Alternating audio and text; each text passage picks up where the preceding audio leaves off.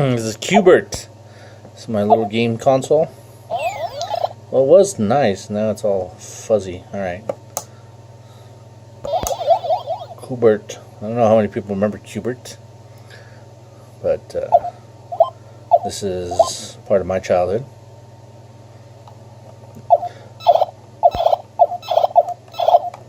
Oh, it's getting hard. It's a little hard to get used to the controls because it's pretty small. But this is a game. I picked this up at Walmart. It was like 15 bucks. Definitely was worth it. They have some other ones that are color. I think one was, I want to say, how was it? I think it was Pac-Man, actually, is what it was. If they had a Frogger, I probably would have gotten the Frogger first. Shoot. Damn it.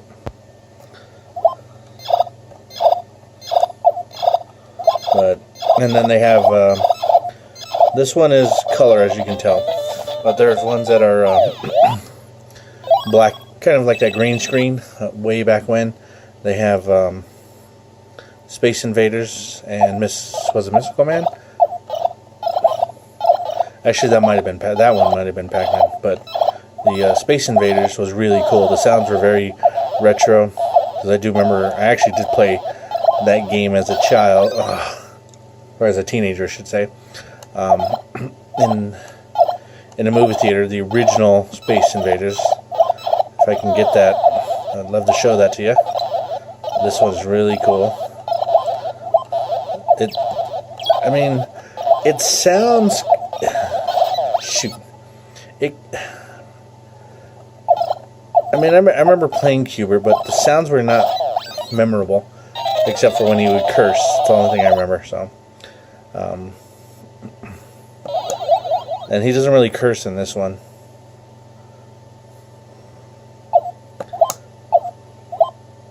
Level 1. Ah! Let's try it again. And see, this is my big thumb, and then there's the joystick here. And it was unique. It was the 4-directional joystick, but it didn't go the 4 direction that most joysticks went. This goes diagonal, which is interesting. As you can tell, it's diagonal. Oh, so much for that. Explaining. But it does have a marquee on the top. As you can see, it's got a marquee. It's got the side panel graphics.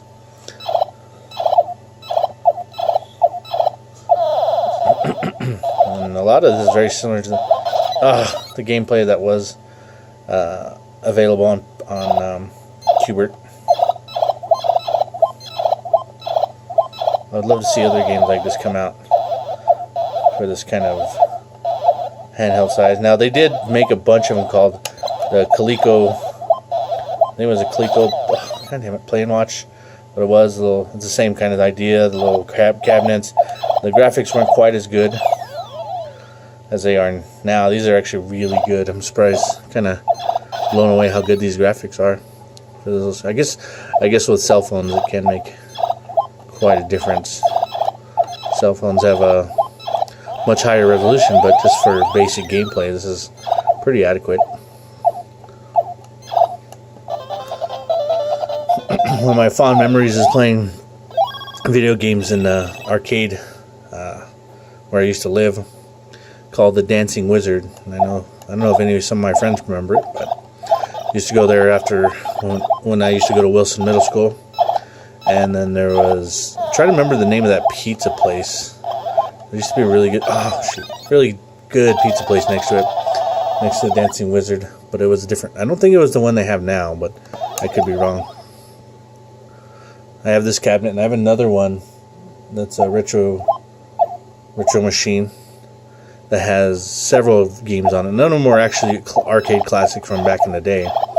It's like a 5-in-1 cart sort of thing. A lot of average games on it, but it's really cool. The controls work pretty responsive. it has a ton of games on it, so there's that. Shoot. Oh, maybe I'll get the Pac-Man someday. I did get the Nintendo Switch, which is something I've been looking after for a while. Finally got that. I've got the full box Nintendo NES. And that is all the parts, including the game that came with it, which is Mario and Duck Hunt, and a gun.